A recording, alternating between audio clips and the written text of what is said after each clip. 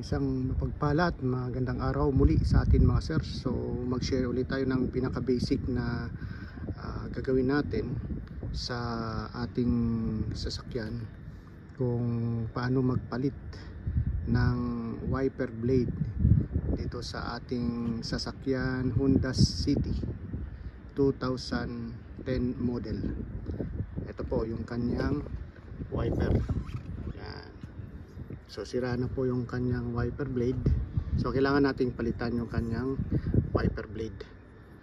Yan. So meron pong mga basic na dapat nating alamin kung paano palitan ito. So bigyan ko kayo ng mga konting basic tips at sa mga paraan kung paano lang basic palitan itong wiper blade natin. So una po nang gawin natin, tanggalin po natin ito, slide lang po natin. So ganyan po ang original position nya. So i-tilt lang natin na pa taas, tapos push pababa. Ayan o. Yan. So tanggal na po. Yan, tanggal na yung ating blade. Ganon din po ang ating gagawin sa kabila. So ganon din po yung ating procedure kung paano tanggalin natin yung wiper blade. Yan lang po ka basic. Tara, samahan nyo po ako para kung paano natin tanggalin itong blade nya at palitan ng bago. So ito po mga sir yung ating lumang wiper blade. So kung mapapansin nyo po, hindi kaagad-agad po natin sa original na wiper blade po ng Honda City 2010 model. Pag nakikita nyo po ito, yan yung kanyang buong blade assembly.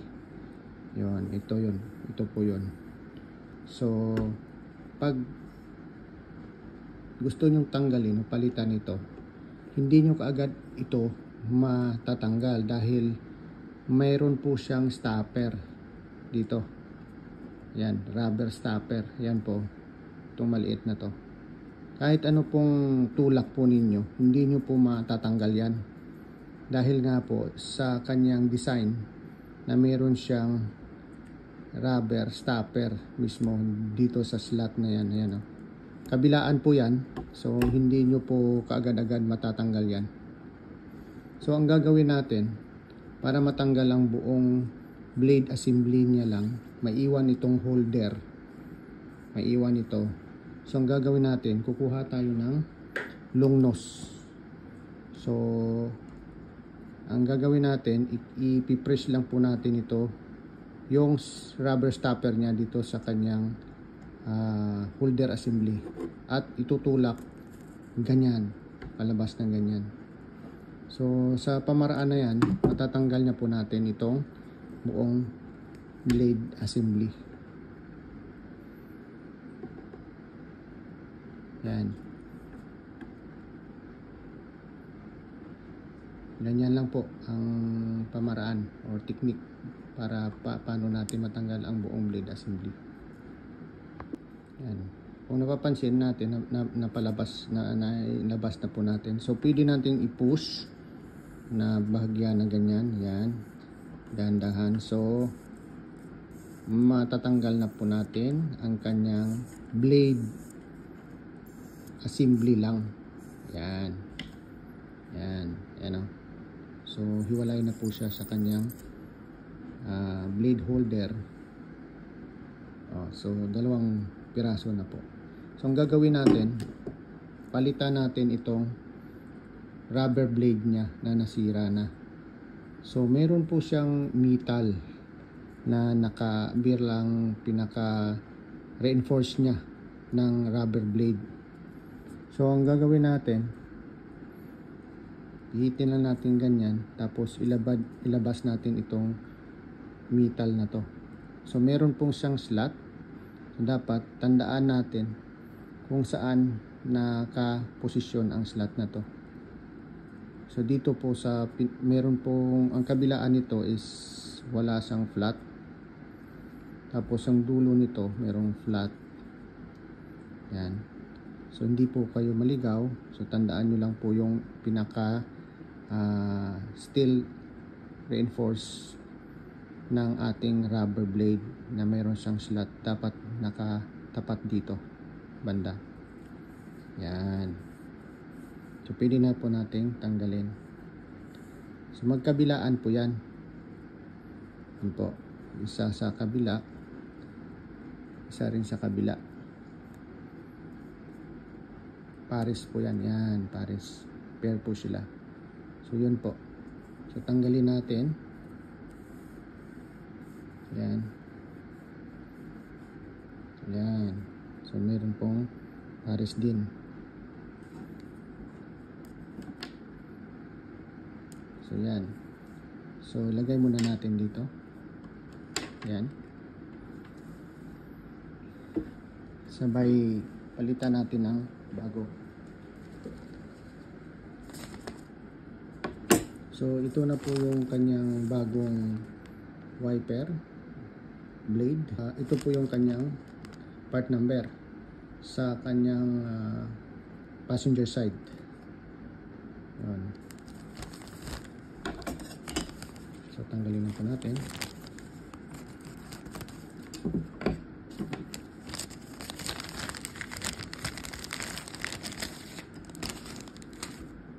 Yan. Yan. So kung napapansin niyo, ito yung yung flat. So ito naman yung mahaba. Yan. So ang gagawin natin, babalik na natin ngayon itong kanyang reinforced steel. Yan. Kabilaan po yan. Yan. Meron po siyang slot. So itapat mo lang po sa slot. Yan.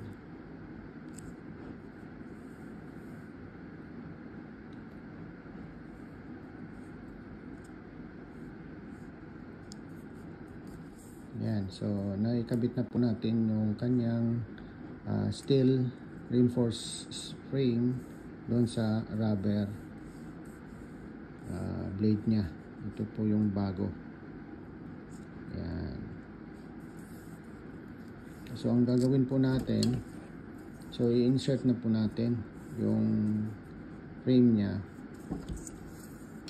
doon sa kanyang holder.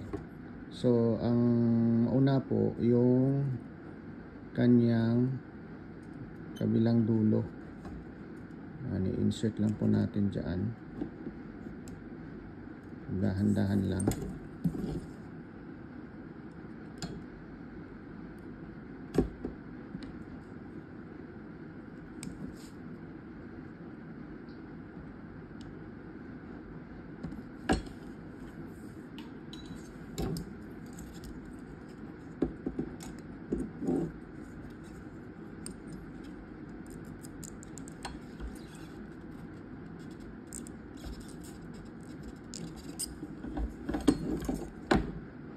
So mapapansin natin sir, matigas po ang pagpasok dun sa slot ng ating blade dito sa kanyang holder. So maglagay lang po tayo ng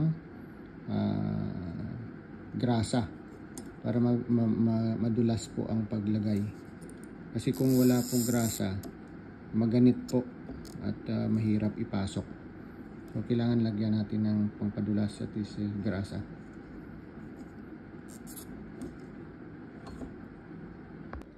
So ito nga po pala yung part number ng bagong Honda City wiper blade passenger side. Yan po. Yan po yung kanyang part number. Yan mga sir, sana po naka-share po tayo ng konting kalaman tungkol sa pagpalit ng wiper blade ng ating sasakyan. So yan po. At kahit konting kalaman lang po ito, makapagbigay po tayo ng knowledge kung paano po mapalitan ang wiper blade ng ating mga sasakyan. So hanggang sa muli, salamat mga sir sa inyong pagsubaybay sa aking video at God bless. Bye-bye!